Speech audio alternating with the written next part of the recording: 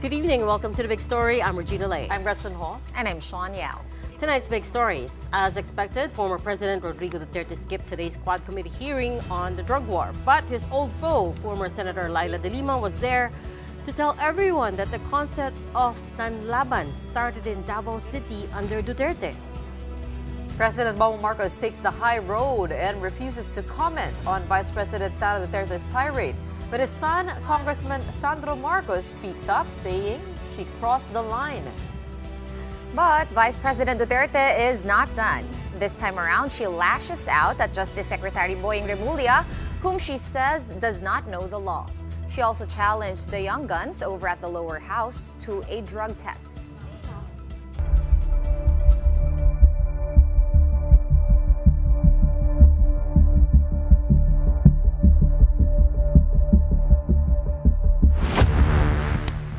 The ninth hearing of the House Quad Committee, which by the way is still going on about 10 hours in, drew a mix of old and new resource persons and witnesses. But the one man that the inquiry wanted most was not there, and that is the former President Rodrigo Duterte.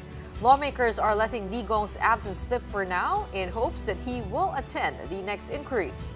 The spotlight then turned to an old enemy of Duterte's, former Senator Leila de Lima, who, like Rina Garma, gave a pretty damning testimony. Marian Enriquez has tonight's big story. Parang naggagayahan lang ang mag-amang Duterte. Ang daming sinasabi kapag hindi under oath o wala sa tamang lugar. Pero kapag pinatawag na sa formal na pagdinig, nag-uugaling pusit na pareho at ang dami ng rason para huwag dumalo.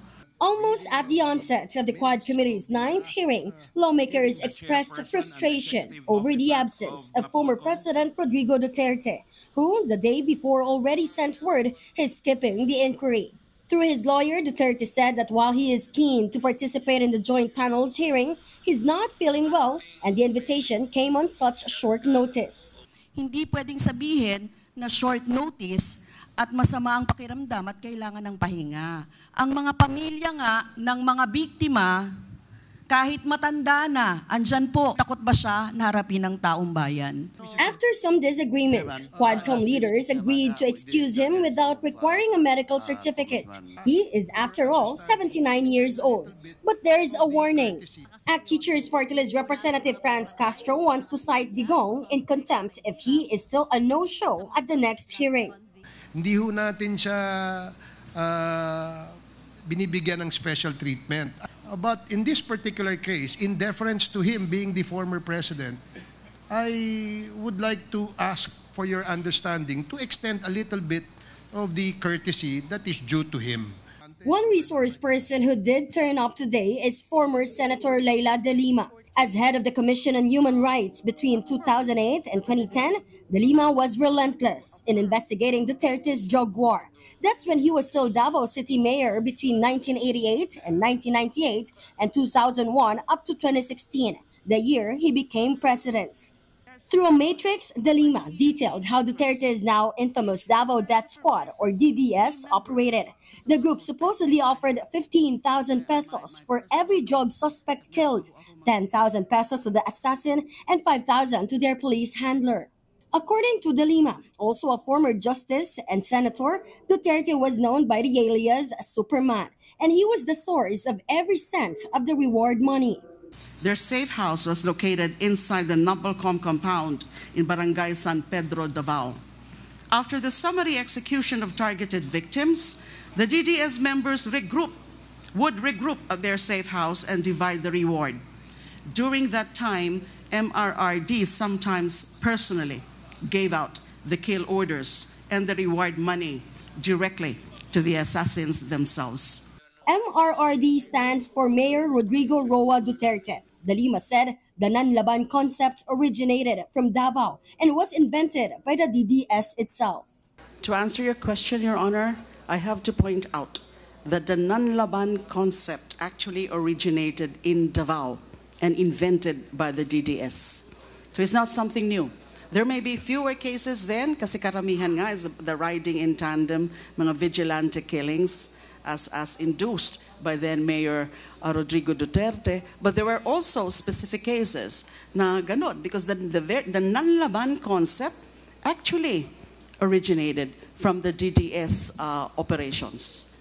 De Lima was arrested in 2017 during Duterte's term and spent more than 6 years in jail for trumped-up drug charges that were later on dismissed. Most of her accusers recanted their statements, including retired Colonel Jovi Espinido. But Espinido's official recantation came only today, several years too late. According to him, he was just dragged into the narrative to implicate De Lima in the drug trade. Hence the false testimonies from him and self-confessed drug lord Kerwin Espinosa. I am one also a victim sa sali-sali lang sa lista ng drugs. Nilagyan pa ng high value target si Espinido. So, kaya ako magsasabi din na siguro yung mga lista hindi totoo yun kasi ako nga biktima sa mga sinungaling nilagay ni Senator Bato. Senator Bato de la Rosa has refused to attend any Quadcom hearing. As for Duterte, he will be invited back to the lower house's next hearing on October 24. And if he still doesn't show up, it's up to the lawmakers to decide how much courtesy to extend to him. For News 5, Marian Enriquez, we are One News. In the upper chamber, Senate President Chis Escudero says Senator Bato de la Rosa confirmed to him that former President Rodrigo Duterte will attend their hearing next week, October 28, Tuesday. Escudero says Duterte will be treated with courtesy during the proceedings. Siyempre, dahil dati siyang Pangulo, inaasahan ko na sa parte ng mga miyembro ng Senado, bibigyan siya ng karampatang paggalang. Hindi lamang bilang tao, hindi lamang bilang Pilipino, pero bilang dating Pangulo ng ating bansa. Okay, that is Monday, October 28. Now, other resource persons invited include retired Police Colonel Rina Garma, former National Police Commissioner or NAPOLCOM Commissioner Edilberto Leonardo, former Senator Laila de Lima, alleged drug lord Kerwin Espinosa, as well as the families of drug war victims. Senators Bato de la Rosa and Bongo will be there too, and like any other senator, will be given the chance to ask questions and answer accusations. Marahil magandang pagkakataon din yan para mabigyan sila ng pagkakataon. Mabigay yung kanilang panig sa isyong ito. Dahil nga, bugso ng interchamber courtesy ay hindi nila kinakailangan dumalo sa Well, today reporters had their first chance to ask President Bongbong Marcos what he thought of his vice president's incendiary comments last week. Marcos took the high road and did not say anything. But at a separate event, Vice President Sara Duterte was interviewed again and continued to lash out, and this time challenged House lawmakers to a drug test. Ria Fernandez has that story. President Bongbong Marcos was with the First Lady when he attended today's event, the 123rd anniversary of the Philippine Coast Guard. When the media caught up to them for a chance interview, he was immediately asked about Vice President Sara Duterte's tirades against him last Friday. The Vice President said that you don't know how to be a president. Comment that you don't know how to become a president. As you saw, the president simply smiled and walked away, as did First Lady Liza Araneta Marcos. But their son, Ilocos Norte 1st District Representative Sandro Marcos, is fed up. In a long statement released earlier today, the lawmaker said that he has been holding his tongue all this time out of respect for the vice president, but he can no longer stay silent while she threatens to exhume a former president and behead an incumbent one. He went on. Her bizarre temper tantrum has been condemned by a nation horrified from such displays of insensitivity towards the dead and cruelty to the living. Congressman Marcos ended with, going ballistic was perhaps the self-therapy she prescribed for herself, but she crossed the line. May she find a peace of mind and mental clarity that seems to be eluding her. The first person in the Marcos family who spoke up about the issue was Senator Amy Marcos's son, Ilocos Norte Governor Matthew Manotoc. The vice president gave the keynote address at the Philippine Business Conference and Expo earlier today, after which she was also cornered by reporters. She said she understood why the young Marcoses called her out, but she said she got angry this time because people close to her are being harassed.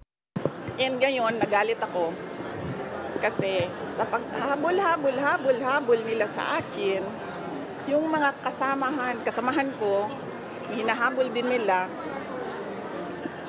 excuse ko na lang, let's give them privacy. But one is already in depression, one is already contemplating suicide, one is in the hospital, may isa hindi nakakatulog. Vice President Duterte also said she doesn't think she attacked Senator Amy Marcos in her fiery press conference last week. But after that, she texted Amy, who had turned cold. She was cold, malamig. And then meron siyang sinabihan ng common friend namin na naiinis siya sa akin at kay BBM. And then sinabihan ko yung common friend namin, sabihin mo sa kanya, huwag siya mainis sa akin at kay BBM. Mainis siya kay Lisa at kay Martin. Duterte also accepted calls by lawmakers for her to undergo a mental health exam, but only if the so-called Young Guns group in the lower house undergo a drug test too. Game tayo. I will call that neuropsychiatric exam. Pero, let us make this an election issue. Yung Young Guns, I am sure kasi young sila, magpapa-re-elect pa yan. They are running as re-electionists.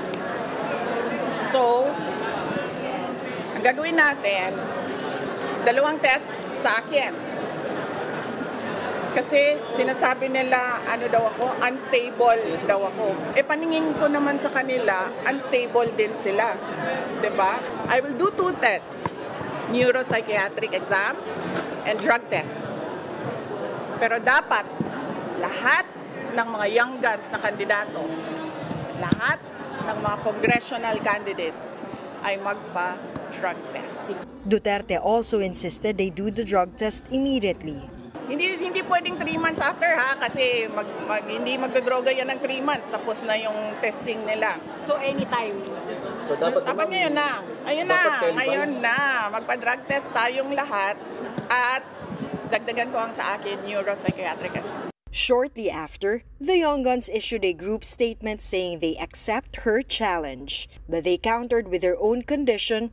They want the Vice President to testify under oath before the House Blue Ribbon Committee investigating alleged fund misuse within the Office of the Vice President and the Department of Education. House Assistant Majority Leader and Zambales Representative J. Kong Hun said, "We are more than willing to take the drug test and psychiatric exam, but we will not allow her to divert the real issue, which is the allegations of fund misuse and graft and corruption against her." For News 5, Ria Fernandez, We Are One News. Vice President Sara Duterte is not taking criticism from the lawmakers sitting down. She hit right back at them over their statement saying her press conference last week was a diversionary tactic. Well, it's a tie. Kasi ang ginagawa nila is a diversion from the nothingness that this country is undergoing. This ginagawa nila is a diversion sa kagutuman, sa kahirapan, sa taas ng presyo, at sa kawalan ng mga Pilipino. Ginagawa niyo ako diversion, gagawin ko din kung ano yung ginagawa niyo. Diba? Ma'am, ba't the inflation rate wala. is bumaba? Talo na kayo. Wala na, kahit na anong gagawin niyo, talo na kayo. Duterte also slammed Justice Secretary Boying Remulla. The feud began when Remulla was asked what he thought about Sara threatening to dig up Marcos Sr.'s remains and throwing them into the West Philippine Sea. Remulla said that was very disturbing and that they are looking at the legal aspects of it to see if she violated any principles. And today, Vice President Sara Duterte said Secretary Remulla does not know the law. Unang-una, ipagdasal natin ang Pilipinas dahil we have a Secretary of Justice na hindi alam ang batas. There is a big difference between talking about desecration a body and actually desecrating a body. Talking about desecration of a body is not desecration of the dead. Dapat sana siguro, as a lawyer, maintindihan niya yon kagad. But apparently, sabi nga ng iba, pag mabilis ka, meron talagang mga mabagal ang pick. Kasi ito si Remulla, Nandun siya sa legal desecration of the dead. Sabi ko nga kanina, di ba? Talking about desecrating a body is not desecration of the dead. It is not illegal. It is taboo. In contrast with the temperature of that, the Vice President also confirmed that the TikTok video of her dancing is real, saying she did it for a friend who is a content creator. Some people thought that this viral video was generated by artificial intelligence. Totoo yun, di AI yung TikTok video Ako yun. 3 videos yan. Sabi nung kasama ko, sabi niya, content creator na ako. Sabi niya, pwede mo bang tulungan yung account ko? Oo. Well, hindi ko alam kung paano kumita. Pero sinabi niya, content creator ako. Kasama namin yun. Pwede mo ba ako tulungan? Sabi niya, i-promote mo yung account ko. And then sinabihan ko siya, anong kailangan ko gawin? Sure, sabi ko, maliit na bagay. Anong kailangan ko gawin? Sabi niya, sumayaw ka lang. So tinuruan nila ako, and then sumayaw. There's a lot of debate between GCs if this is real. If it weren't for you, I wouldn't have seen that video on on Sunday. Pinuntahan ko talaga at Inday Mina yun. Tapos nung nakita ko, kasi yung isa, yung pangatlo, may boses si VP Sara. Tapos tinignan ko yung mukha, hindi naman nagbo-blur yung parang, hindi naman siya parang AI. So the other question was, is this an impersonator? Yeah, she does have a really good impersonator. Hindi kasi parang pumayat siya, tapos pero may sugat pa rin dito. So ina-analyze ng mga tao. Ngayon, confirm na. That is her. She's not afraid. No. I also thought it was a diversionary tactic, but apparently hey, what happens on TikTok should stay on TikTok. She's not running in the midterms, just to clarify.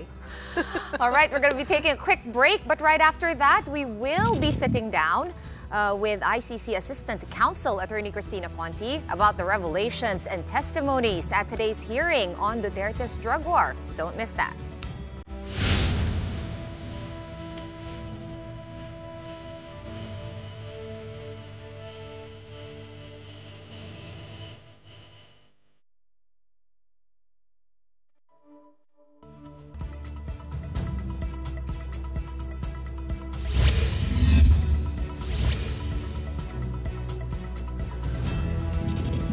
Welcome back. You're still watching The Big Story here on One News. Circling back to our top story, the ongoing hearing at the lower house on the Duterte administration's drug war. And our first guest tonight was actually there in person at the hearing earlier. We have Attorney Christina Cony. She's ICC Assistant to Counsel.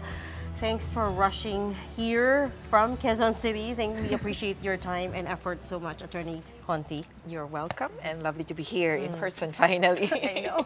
You had to cut out early from the hearing, but already there were a lot of big revelations as well, beginning with former Senator Laila de Lima, who confirmed the existence of a reward system, which she investigated when she was CHR, Commission on Human Rights Commissioner as well. But for you, what were your big takeaways from today? Well, from today, one is, of course, the connection of the DDS, the Davao model. That was what was raised previously, that the national or nationwide drug war was patterned after the Davao model. So actually, for the general public, it is a big revelation how the drug war or the DDS model operated. For some of us, though, we have had access to this information before, but the detail that Senator de Lima came up with today, and for her to say that she was even volunteering to give her personal notes, investigation notes. So that's important for us. And if these notes are to be supplied to the congressmen, then I think they would have a better understanding of, this is a clearer picture actually of what's happening. And I dare say it is coming closer to what the ICC is investigating even. If before we were talking about killings during Duterte was president, now we're also talking about killings when Duterte was mayor. So that's key for us. And then, of course, another revelation would have been the killings of individual persons, now the mayors in Batangas and Cavite, which are being, I don't know, it's like a ping-pong story already. He said, she said. Na, sasabihin ng isa, ito yung pumatay. Ah, hindi ako. Yeah, correct. So we'll see, but at least we're shedding light into these individual killings, which maybe before we thought were unconnected, or unrelated. Now we're seeing it's all part of the plan. After the sworn statement of Rina Garma, did more witnesses come up and have the courage to approach the ICC body? Because I heard you call out for information. Parang meron ka sinabing website no? Yeah. Ano bang website yun? OTP link. Mas marami ba ang nagkaroon ng tapang? Well, I don't have access to the OTP link. It's the Office of the Prosecutor. But I must have to note that Rina Garma, I'm still confirming, Rina Garma has not expressed publicly her intention to be an ICC witness. So she's it's Kerwin not yet Espinosa. So she's not yet part. Yes, maybe we're taking things too fast, kumbaga. Okay. So we'll see how the ICC will take Can this her statement in the hearing be handed over to the ICC Yes, as actually. evidence? Yeah, well, here's the thing. It could be taken as information that she said it, but when it comes to trial, the question of truth comes into play. And to figure something out as truth, kailangan mong ma-cross-examine. Kailangan mong, well, it could be by deposition or her live testimony in the ICC at The Hague when trial begins. But right now, as proof that she said that there was this kind of reward system, that there was this entire plan, the ICC can take that already as information. What about Kerwin? You mentioned Kerwin. Now, just watching events unfold through the years, Kerwin said this, he takes it back, then he says another thing. Will that be factoring in his could be perceived as being wishy-washy? Yeah, actually, certainly. The more statements you have out in public, whether written or verbal, oral testimony, the more, so to speak, bala against you. Eventually, when you take the stand finally in the ICC, they will take that as, they will pull out the inconsistent statements, they will pull out the contradictory statements, and discredit you essentially as a witness. So that would be a risk if Kerwin Espinosa is to be taken to the ICC. But of course, we would have to weigh what testimony, or what's the weight of the testimony that he will give. To be frank, he said nothing about the system. Because he's not per se an insider. He's not someone who was one of the perpetrators. He was one who was made an instrument, kumbaga. Kasi he was asked by Senator Bato to come up with lies against Senator De Lima. Right. So that's one. But he was not one of those who perpetrated the killings. So we'll have to see how the ICC would stack that up against the other witnesses as well. Attorney, earlier this year at a PCIJ conference, you said what the ICC prosecutors are looking for are patterns. In a sense, it's less important how they were killed, but more important who pulled the trigger and whether the killing was similar to the others. That's what they're trying to establish, you said. Yes, precisely. This is the 9th hearing of the Quadcom. Do you think they have enough to establish a clear pattern of killings at this point? Well, I think so.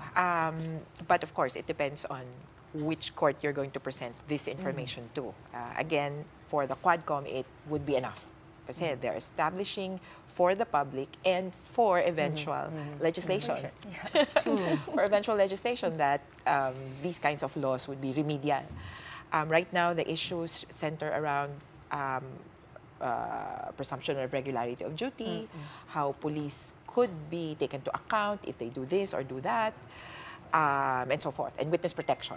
Qualifying heinous crimes. Yeah, heinous crimes, and then, defining extrajudicial killings. So that's a good important. one.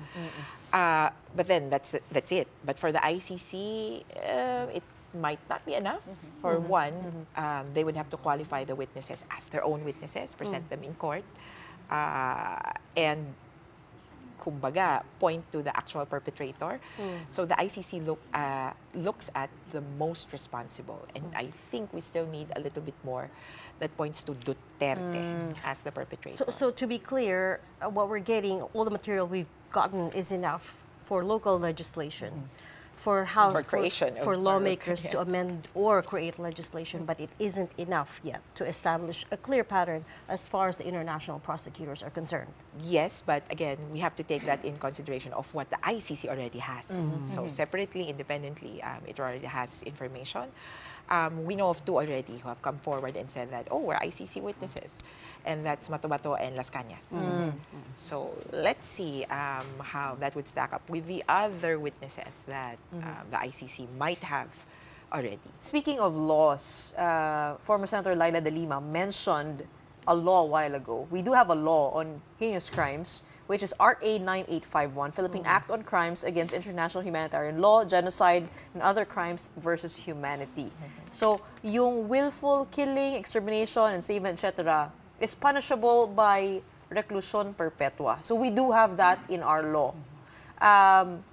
At nakasulat din doon sa batas na yon, Section 17, in the interest of justice, relevant Philippine authorities may dispense with the investigation or prosecution of a crime punishable under this act if another court or international tribunal is already conducting an investigation or prosecution of such crime.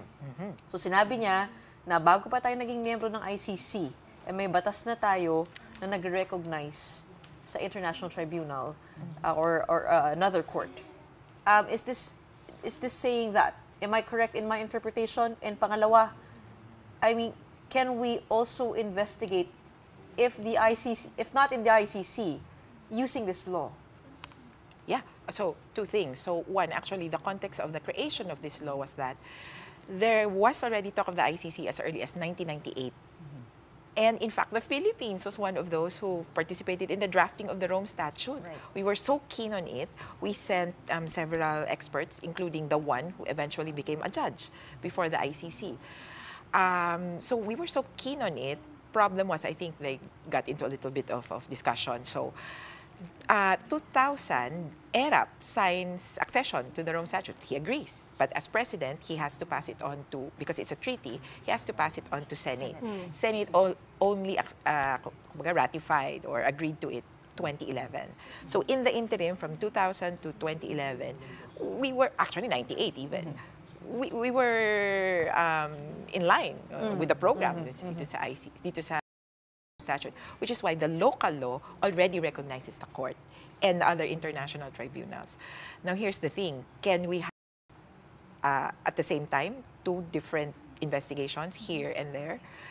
Theoretically, yes, but one has to defer to the other. And, I mean, given this provision, and also there's a provision in the ICC, in the Rome Statute, which says complementarity only if the local government, the domestic government, is not working on it. The only thing one. Is, well, yes, it's a court of last resort. But the thing is, when it started, there wasn't any in the Philippines.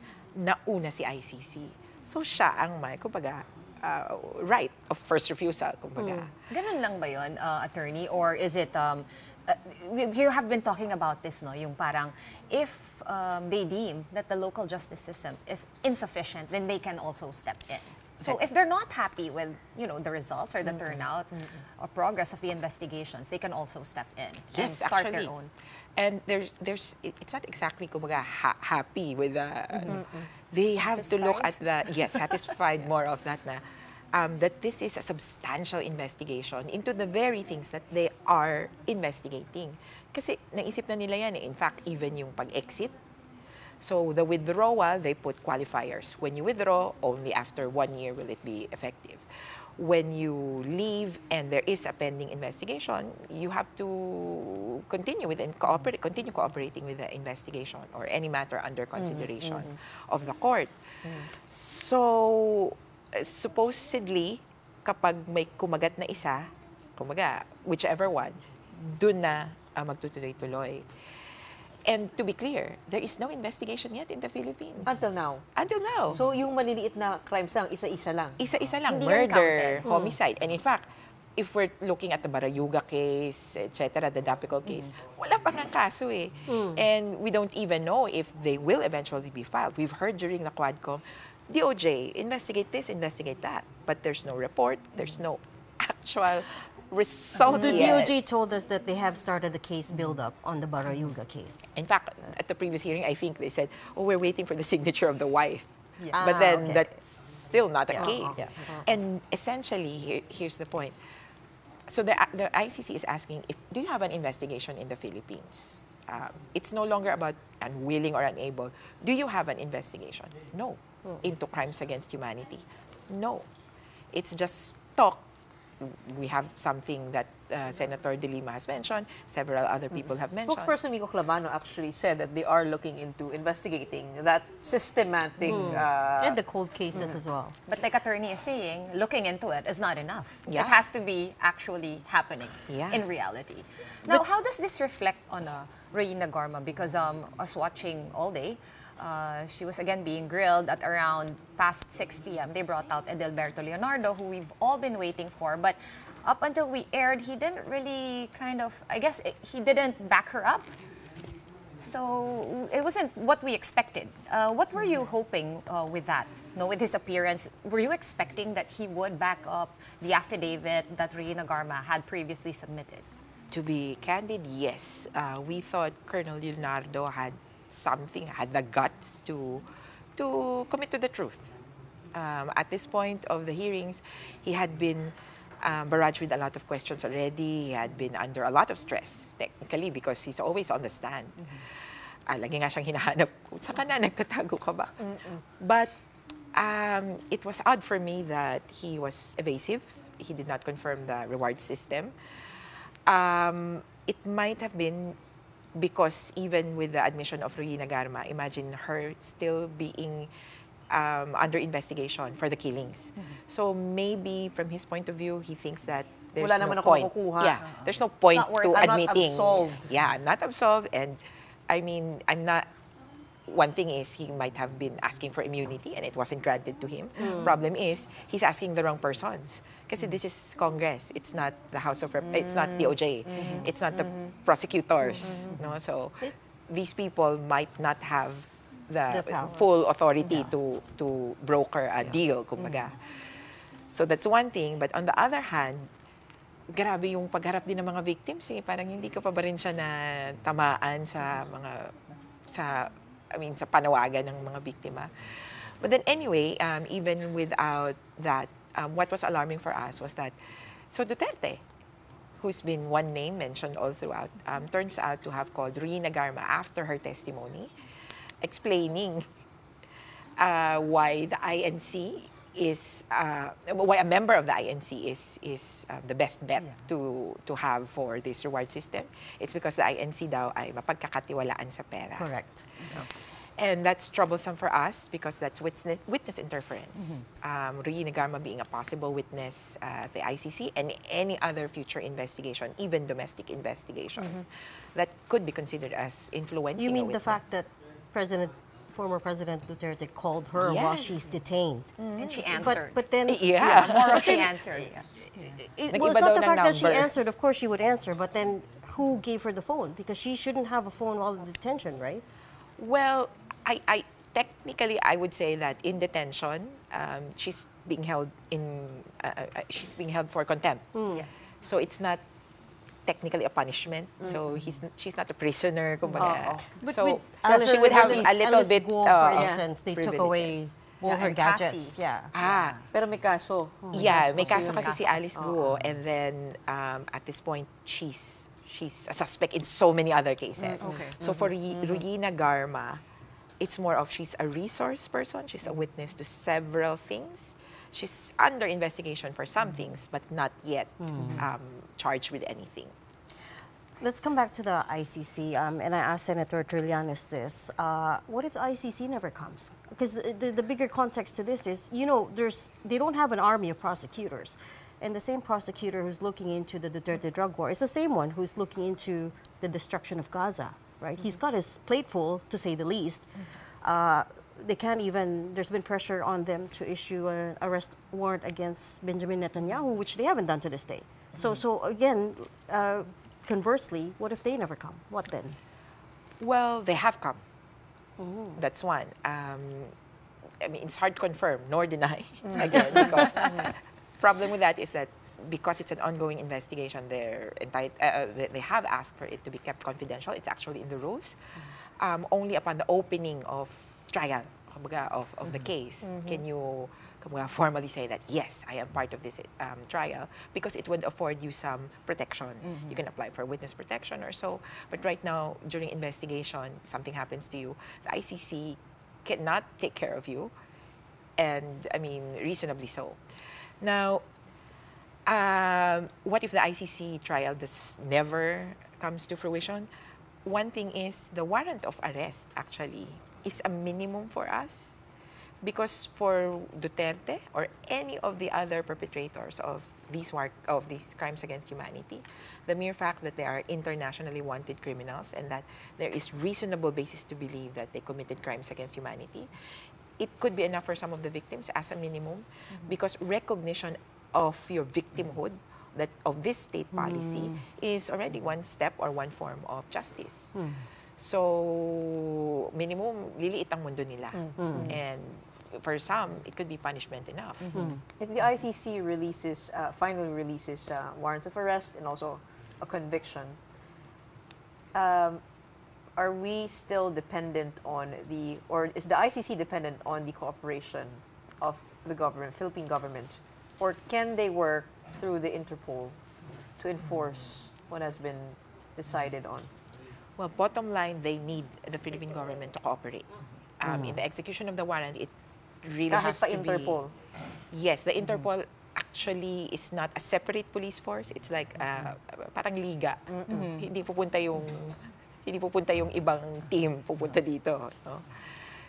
They really need the police to enforce the warrant or to enforce any other orders. And then second, as to detention. Technically, if we were still a member, we could offer Bilibid as a detention facility for the convicted. But we lose that. So anyhow, it's not that we have other ways, but there are other ways of executing the warrant, but we have other ways of compelling the execution of the warrant.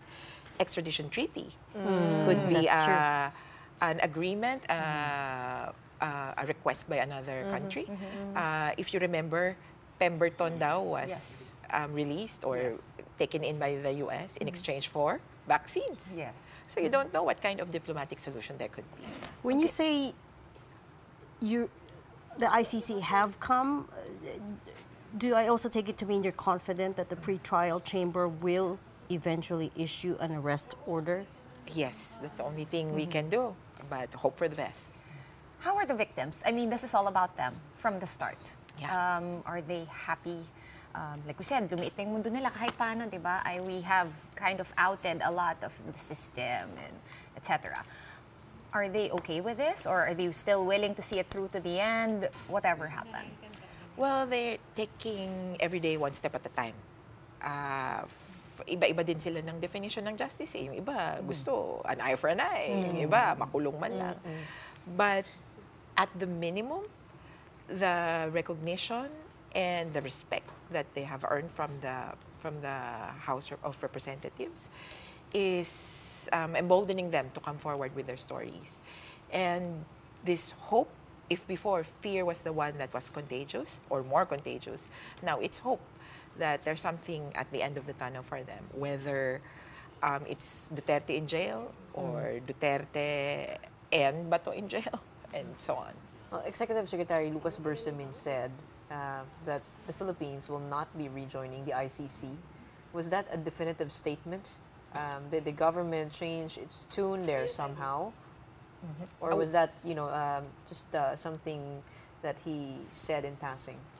It could have been said in passing. You never say never. In this administration, they flip-flopped on many issues and many statements. And secondly, rejoining the ICC is a different thing altogether from cooperating with the existing investigation. So actually, whether we rejoin or not, this investigation into the war on drugs of Duterte must and should continue, and we must cooperate with it. As what former Senator Laila de Lima pointed out, there is an existing law that says we have to participate. We're going to have to leave that there. We thank you so much for your time tonight. That was ICC Assistant to Counsel Attorney Christina Conti.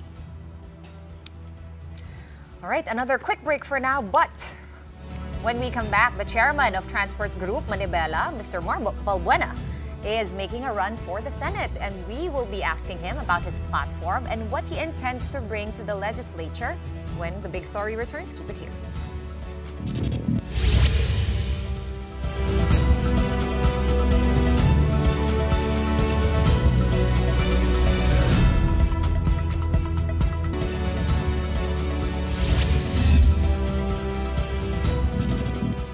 Welcome back. You are still on the big story here on One News. Time now for some important weather updates. Of course, Tropical Storm Christine, whose eye is still out at sea, but its cloud bands are so wide that several provinces have been hit by torrential rains. The center of the tropical storm was estimated at 399 km east of Daet in Camarines Norte, and it is packing maximum sustained winds of 75 km/h near the center with gustiness of up to 90 km per hour. The storm is moving west-northwestward and is forecast to make landfall in northern Luzon. But as we can see in this satellite image, Christine's cloud bands have been dumping heavy rains across the Bicol region and parts of Samar and Leyte today. In Samar, floods have hit roads and low-lying areas. And in Bicol, this river in Sorsogon has overflowed. Chest-deep floods have also hit several areas in Naga City. Heavy rains have also resulted in flash floods in Albay. Meanwhile, the Office of Civil Defense has activated the Charlie Protocol, the highest level of emergency preparedness in 7 regions in response to the potential impacts of Tropical Storm Christine. This means that preemptive and even forced evacuation may be implemented in areas classified as Charlie, along with mobilization of rapid response teams. Kahapon pa naka-red alert na yung ating Emergency Operations Center sa Bicol dahil doon nga siya malapit halos buong Bicol, halos buong Eastern Visayas at saka portion ng Mindanao kahapon. At ngayon lalong lumawak ay complemented by other regions kagaya ng Cordillera, ng Region 2 sa Cagayan Valley, Region 3 sa Mimaropa at saka yung sa Region 5. As Tropical Storm Christine continues to head towards northern Luzon, Interior Secretary John Vic Remulla has recommended the suspension of classes in Luzon tomorrow. We advised all local government units to suspend classes in the entire Luzon seaboard. Buong Luzon yan. Again, hindi tayo sigurado, public and private, hindi tayo sigurado kung aakyat siya papuntang Quirino, exiting through, ano yung Edge Island sa atin? Yung Babuyan dati. Batanes. Batanes. So, we don't know yet the exact path. Kung dadaan siya from Quezon to Aurora to Batanes, or it will go from Quezon straight to the Cordilleras out to So we will know tonight kung ano talaga ang final trajectory ng typhoon.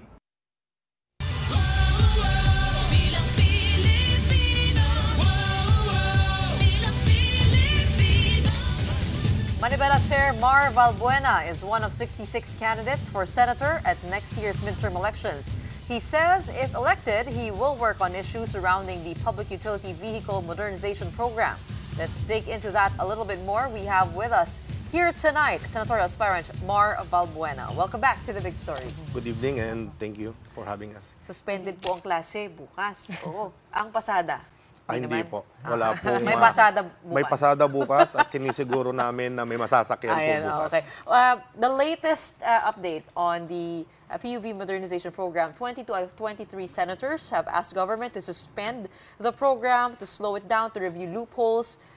Is this a win for Manibela? Of course. What is the status of the PUV modernization program? Sa ngayon, parang status quo kami kasi hindi naman in-honor ng executive department yung ating Senate resolution na sinususpend yung implementation ng PUBMP.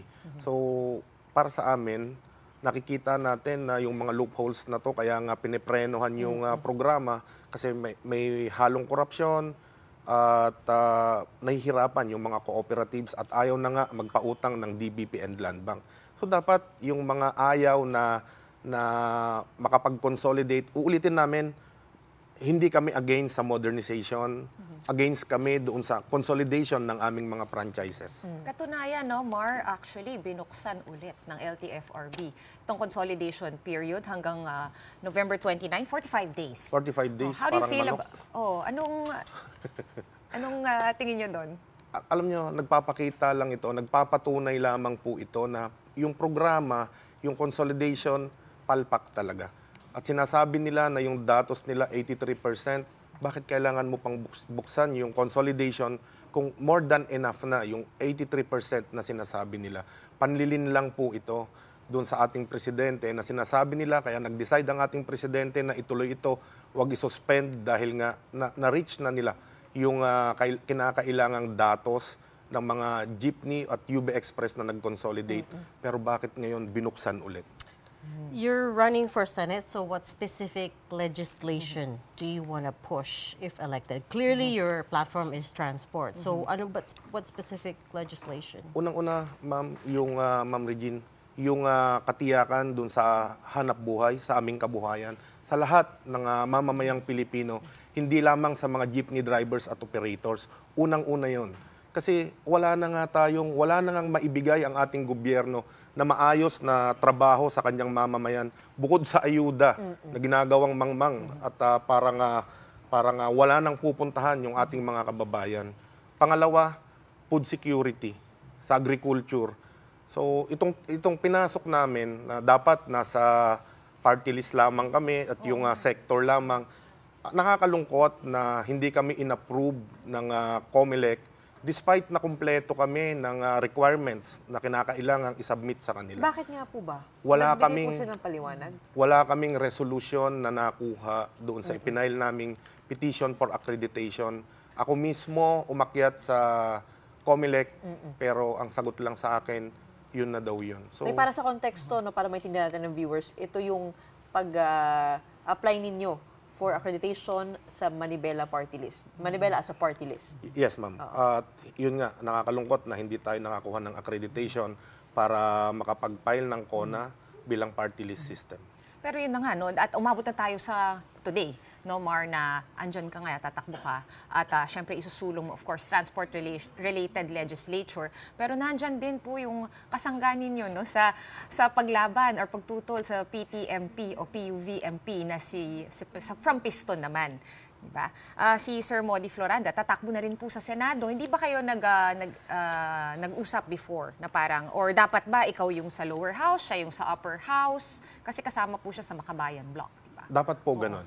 Dapat po ganon. Kung na-approve yung accreditation namin for party list, dapat sa party list, sa lower house, dapat po ako. Sa Kongreso po kayo. Tatakbo. Si Sir Modi naman sa Senado. Sa Senado. Ngayon, nakausap namin si dating governor ng Ilocos, si Chavit Singson. Hindi ko alam kung napanood nyo, pero ko po. Oo, nabanggit niya rin kasi na isa rin to sa isang tututukan niya.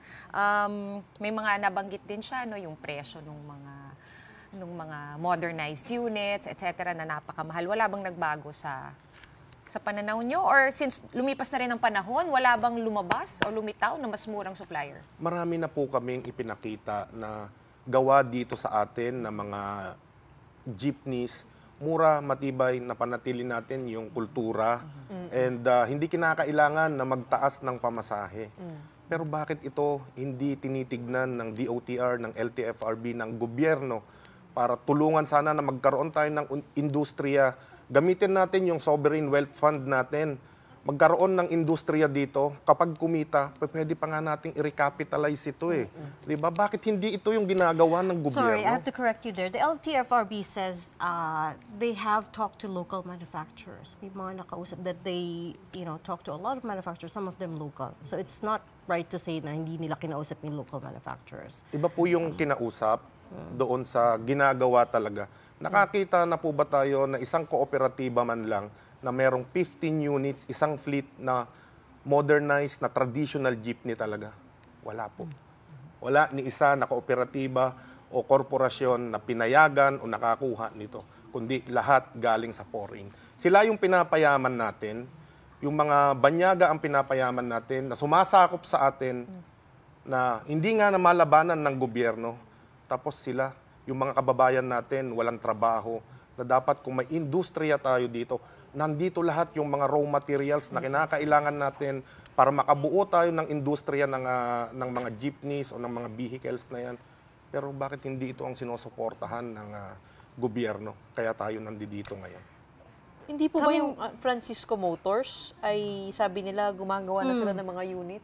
At nag-viral pa nga ito eh. Marami na actually mga local manufacturers nagva-viral. Like bakit Sarang. hindi po yun ang i-avail ng mga kasamahan po namin? Actually, wala ni napayagan doon sa kanila. To make it clear, kung meron, sana may nakikita na tayo na talagang nag-a-acquire ng mga cooperatives. Walang na-approve? Wala naman pong na-approve Sabi and nila, wala ding siyang wala ding sa subsidize, kumbaga parang gagawin nilang murang-mura yung presyo nito. Actually, medyo ganun din nga yung sinabi no, ni dating Governor Chavit. Nabanggit din yan na parang kakaunti lang daw yung naaprubahan. Actually, sa pagkakaalam nyo, no, Sir Mar, ilan po ba ang supplier na accredited?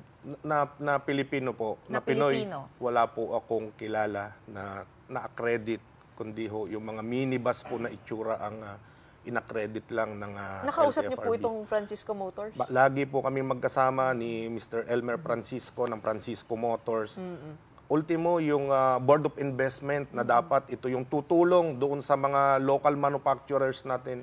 Nasaan kayo? Tama ba intindi ko na nag-bid sila pero hindi sila, kumbaga, pumasa? May ganun, or umabot ba man lang ba sa bidding? Alam nyo, masakit na sabihin na more than 70 years na itong mga local manufacturers natin, ni isa walang na-approve. Bakit? Bakit? Sa tingin nyo We'll ask LTFRB and DOTR that kasi hindi namin ma-confirm if it's true na walang local manufacturers. I'm sure they have their reasons. But anyway, I want to come back to your senatorial platform. You said job creation, tsaka food security. Yung number one, what specific legislation, because I didn't get specifics, what specific legislation do you want to make around ensuring jobs for every Filipino? Because you understand na it's mostly the private sector who creates jobs in this country. So paano natin ile-legislate yun? Unang-una, yung sa sektor po namin, sa hanay namin, walang job security talaga eh. Kasi on and off. So, akyat baba yung mga drivers. And then, kapag umabot na sila doon sa retirement age din nila, hindi din nako-compensate. Ito yung mga kasamahan natin na umabot na doon sa 60 years old, hindi na kaya, pero pinipilit pa dahil wala naman mapuntahan at wala din naman silang makukuhang benepisyo. Ito po yung isang isusulong natin. Hindi lamang sa mga jeepney drivers, operators, sana sa lahat po ng So, tataas natin yung retirement age? Is that correct? At least lang yung katiyakan po doon sa kabuhayan na hindi po katulad namin, wala na kayo, hindi na kayo pwedeng bumiyahe, hindi na kayo pwedeng pumasada, wala pong katiyakan doon sa hanap buhay. No, I understand the problem, but what specific law will solve that? Like, what will this law do? Ano pong batas ang napanukalan ninyo, no? Na specific na kasi pag senador, tinanong din namin kay Willie Revillame yun, no? Anong ipapanukalan ninyo? Gusto natin ipanukala na magkaroon nga ng job security doon sa ating mga informal. Pero paano po? Na magpapile tayo ng mga bills na para aakma doon sa mga, lalo na doon sa mga nasa informal sectors. Meaning nga, so parang ano rin to, end-endo? Parte ba yun? Dapat hindi na po dapat. Yun nga lang yung mga, kasi kumbaga, yung mga jeepney driver, kanya-kanya yan. Yung unit mo, yan ang negosyo mo. Para kang freelancer o negosyante. Sino magbabayad ng benepisyo nila? O kaya retirement nila? May mga benepisyo po tayo na katulad ng SSS, PhilHealth. Kahit po hindi kami sumama sa kooperatiba, pwede po natin gawin yon na individual po na mag-a-apply. Hindi naman kinakailangan na employed ka. Opo, pero yun nga, meron naman kung naguhulog ka. O kung naguhulog po, kasama po yung operator. Pero responsibilidad po yun, di ba, ng individual na siyang maghulog sa SSS. Opo. Pero at the end of the day, may makukuha tayo. Pero bukod doon, yung gusto nating i-legislate talaga na magkaroon ng katiyakan sa hanap buhay, kabuhayan ng ating mga, hindi lang ng transport sector, kundi yung mga sinasabi nilang endo, ayaw na natin ito. Gusto nating tapusin din yung endo na to, na magkaroon ng ma-regular lahat ng mga empleyado at nang sa ganon, may katiyakan sila doon sa kanilang kabuhayan. Sabi ng mga businesses, they can't afford to regularize all of the workers kasi nga that's malaking gastos din yon, right? At baka nga marami pang mawalan ng trabaho. Naiintindihan natin na malaking gastos, pero tignan din natin ano ba kinikita nitong mga malalaking kumpanya na to. Kaya ba nila? Hindi ba nila kaya? Isipin mo, bilyon-bilyon ang kinikita nila sa mamamayang Pilipino, pero hindi nila ma-regularize yung kanilang mga empleyado. Yun nga lang, hindi naman po, kung hindi man lahat, mas maraming MSMEs actually sa Pilipinas ay yung medium to small enterprises. Hindi lahat yon ay may kapasidad na mag-hire ng full-time, na mag-regular ng kanilang mga empleyado. Hindi naman sa pinagtatanggol po, pero yung viability of the business model could be affected with that. Nakikita niyo rin po ba yung kabilang kasi kumbaga sa solution, yung may kabilang side din. Nakikita natin na yung kabilang side nito na apektado yung ating mga SMSE na sasabihin, maliit lang kinikita namin, maliit lang yung puhunan namin, pero paano pag lumalaki na to? Diba? So dapat makita din natin na magkabilang side. Siguro may mga guidelines din IRR na kailangang ilabas para doon sa mga ganong klase ng workers. Yes. Okay. Pero bago magyari lahat 'to, no, kailangan mo nang manalo, no, Mar. Naisip ko na lang bigla. Since dalawa kayo ng piston, no? Andiyan kayo Manibela, andiyan ng piston, both going for the Senate, di ba kayo natakot na baka mahati ang mga boto? Unang-una lang, kaya po ako pumasok talaga para lang wag mapag-iwanan yung issue at maipagtanggol namin yung aming karapatan dito sa kabuhayan namin. Kasi mahaba-haba po ito pero overwhelming kasi after ko mag-speech, hindi ko maintindihan yung ambience doon sa loob ng Manila Hotel na yung pag-speech natin, binitawan nating mga salita. Bakit ganun yung pagtanggap ng mga tao? Kaya niyakap ko na rin siya. Sabi ko, gusto nating manalo, gusto nating ipanalo yung mga mamamayang Pilipino, hindi po tayo. Okay. So, to have a platform for your advocacies to be heard, ayan po ang nagtulak sa inyo para tumakbo. Okay. Tama po. Maraming salamat for joining us tonight on The Big Story, and thank you for updating us with what's been happening on the ground. That was Marval Buena of Manibela, senatorial aspirant. And of course, before our chat with Marval Buena, we were talking about the weather. Christina is still here, and our big picture tonight is still related to the storm. Because All Saints Day and All Souls Day are both just around the corner, but for the dead, over at the Holy Spirit Memorial Park in Pampanga, it may be just a bit harder for their relatives to visit them. Tombs at that cemetery are still submerged in floodwaters due to the recent rains. And with the threat of more rain due to Tropical Storm Christine coming this week, the water may take even longer to subside. Now, flooding has been a problem in Pampanga and Bulacan, but it has affected more cemeteries in the last couple of years. That's a good reminder for the upcoming holidays. Yes. Okay, on that note, we have run out of time. That's it for the show tonight. We are One News, all sides, all the time. Thanks for tuning in. Have a good night.